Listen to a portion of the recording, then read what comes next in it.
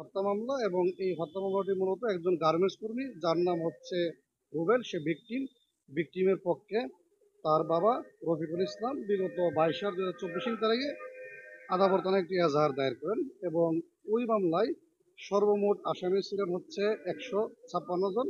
তার মধ্যে 148 জন হচ্ছে ব্যক্তি, পাশাপাশি আওয়ামী লীগ সহ আওয়ামী লীগের বিভিন্ন অঙ্গ সংগঠন সহ সর্বমোট 8টি প্রতিষ্ঠানকে আসামি করা হয়। পাশাপাশি 4-5 থেকে 500 লোককে হচ্ছে অজ্ঞাতনামা আসামি করা হয়। আমাদের আজকের অভিযুক্ত সাংবাদিক দম্পতি শাকিল আহমেদ এবং ফারজানা রূপা, তারা ইতিপূর্বে উত্তরা পূর্ব থানার মামলা নং 4/2024 উইডিওটি হত্যা মামলা, ওই মামলায় গ্রেফতার ছিলেন। ওই মামলাটি থেকে বিগত 26/2024 তারিখে আদাবর থানার মামলায় গ্রেফতার দেখানোর জন্য এবং পাশাপাশি 10 দিনের রিমান্ডের আবেদন সহ মামলা তদন্তকারী কর্মকর্তা বিজ্ঞ আদালতে একটা ফরওয়ার্ডিং পাঠান। বিজ্ঞ আদালত বিগত 26/2024 তারিখে প্রথমে আদাবর থানার 4/2024 যে মামলা, ওই মামলায় তাদেরকে দুজনকে গ্রেফতার দেখান। পরবর্তীতে শুনানি অন্তে 5 দিনের রিমান্ডের আবেদন মঞ্জুর করেন। আজকে মামলার তদন্তকারী কর্মকর্তা আদাবর থানার 4/8/2024 যে মামলা, ওই মামলার তদন্তকারী কর্মকর্তা রিমান্ড শেষে তাদেরকে হচ্ছে বিজ্ঞ আদালতে প্রেরণ করেন। নতুন করে কোনো রিমান্ড চাওয়া হয় নাই।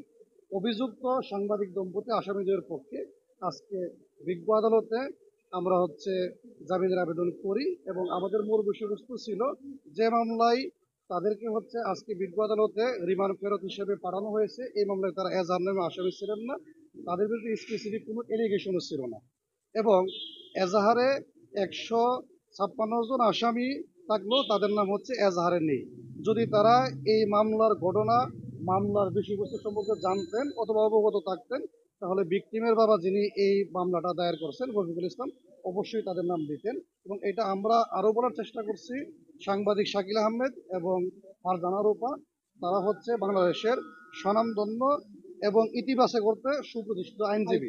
তারা জনগণের স্বার্থে, জনগণের প্রয়োজনে, দেশের স্বার্থে, জাতির স্বার্থে তারা মুক্তমনা উদার চিন্তার অধিকারী সাংবাদিক। তারা সবসময় হচ্ছে সঠিক, সত্য, বস্তু নির্ভর, তথ্য সমৃদ্ধ সংবাদ তারা সংগ্রহ করছেন, পরিবেশন করছেন, উপস্থাপন করছেন।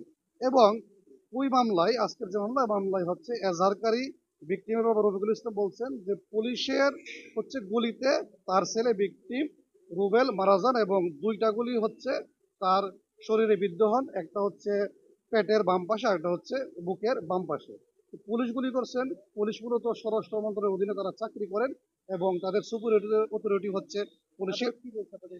আদালত হচ্ছে আদালত সার্বিক বিষয়গুলো মনোযোগ দিয়ে শুনছেন। আদালত হচ্ছে আমাদের শুনানির প্রেক্ষিতে সরাসরি উড়ালি কোনো হচ্ছে মন্তব্য করেন নাই। উনি হচ্ছে শুনানি অন্তে আমাদের জামিন নামঞ্জুর পূর্বক যে জামিনের আবেদন জেলহাজতে প্রেরণের আদেশ দেন।